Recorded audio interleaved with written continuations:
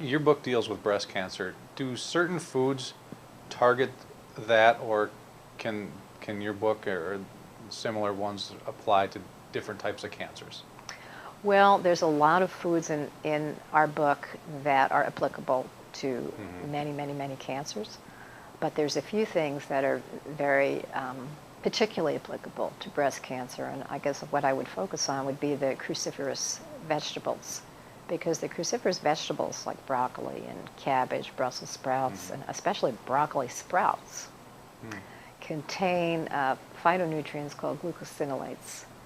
And those glucosinolates help to detoxify estrogen in our system. They help convert what's a toxic form of estrogen into a much more benign and less toxic form of estrogen. So they are specific to helping us manage what most of us experience as estrogen overload, which is a big contributor to breast cancer.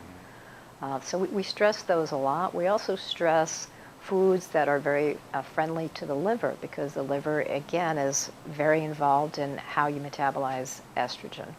So if your liver is working well, then your estrogen is going to be metabolized that much more efficiently.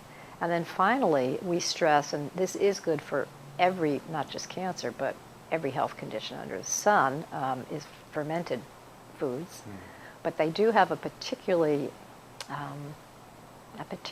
interesting and critical role in breast cancer, because if we colonize our guts with healthy bacteria and we eat what's called lignans, which are found in some nuts and flax seeds in particular, the bacteria and the lignans will combine to create compounds called enterodiol and enterolactone, and those are anti-cancer compounds. And they also, help target, they help us to, again, detoxify estrogens. So it is interesting how some of the foods are just sort of good for everything, but we do have some that we really, really stress with breast cancer.